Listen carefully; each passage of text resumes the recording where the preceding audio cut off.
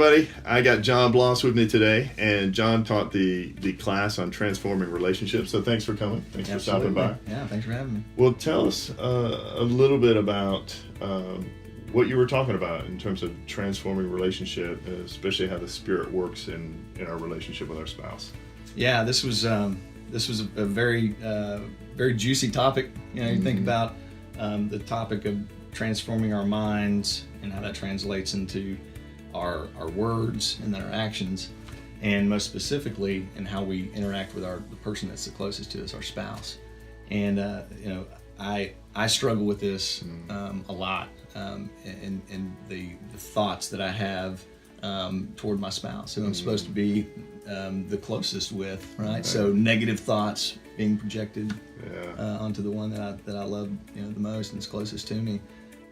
So we talked a lot about how do we take our initial negative thoughts or negative reaction and then turn them and transform our mind to think more positive thoughts. So we talked a lot about muscle memory.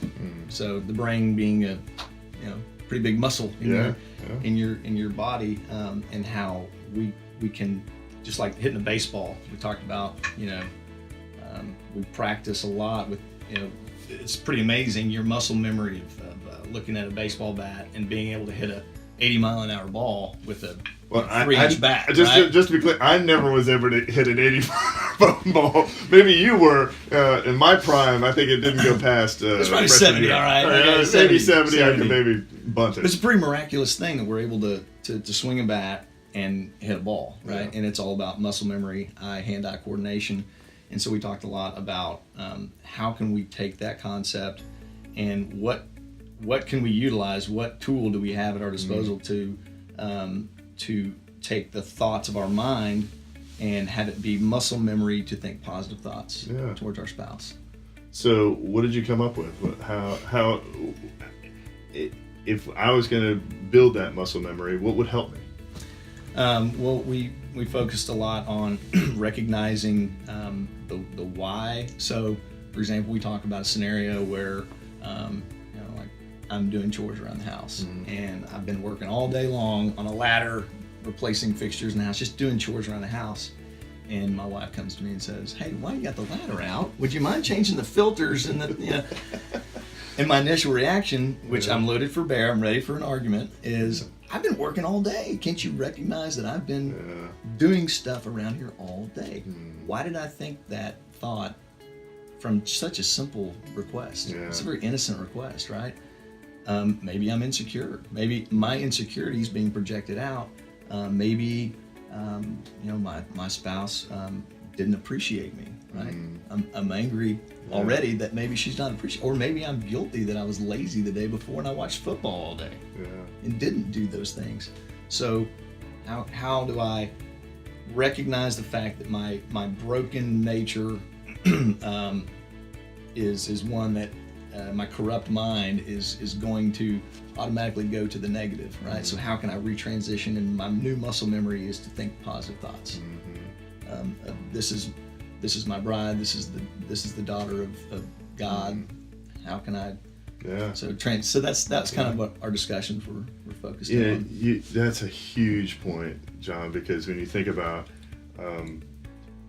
not having that knee-jerk reaction to defensive or fight or flight, which is what we're built for. But you mentioned recognizing our insecurity, and as I think about the conversations Samantha and I have had that didn't go well, that went south, pretty quickly, are built on this idea that there's something wrong in me, and to expose that. Whether it's just an innocent question, do you mind doing the filters? This week my wife asked me if I would pick up the kids. Like I was never picking up the kids. I was lazy. What do you mean? What do you mean? Like I'm not doing this. But all of that's driven because there's something insecure with me that needs to be addressed, not by her, but by the Lord. The Spirit has to do His work in me to heal me, to say no, that the center of my relationship can't be her. Right. It's got to be with God. And that was another thing we discussed, and there was a lot of great discussion around that. about, well, when we're talking about the negative things and the ugliness in ourselves, what is that focused on? This guy, right? Yeah. And then we talked about, in Matthew 22, where, 37, I think, is that right? Love the Lord, your God with all your heart, your mind, your soul. Who's in the focus there?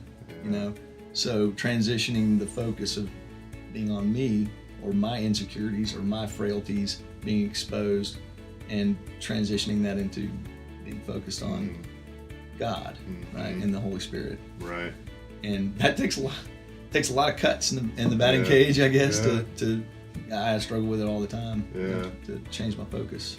Yeah, but when you think about, if you're putting all your heart, soul, mind, strength into loving the Lord, there's not a lot of room there to think about yourself, right? And I think that that's a beautiful way of thinking about it, of saying, if we continue to move in that direction, then there's going to be less defensive posture for us, so that's huge. Well, what are some ways that you would encourage us this week to begin to develop this muscle memory that we could really let the Lord transform our mind, when it comes to our relationship with our spouse? And this is the challenge that I have for myself, recognizing that that's my broken nature. Recognizing, and it's just kind of like you talk about the 12 steppers. Recognize that that I have a corrupt mind, and my initial human reaction is one that's a negative reaction. Right. So seeing it for what it is, recognizing that is my frailty, that is my negative reaction. And so for me, taking a breath and pausing and recognizing this is not the fruit of the Spirit.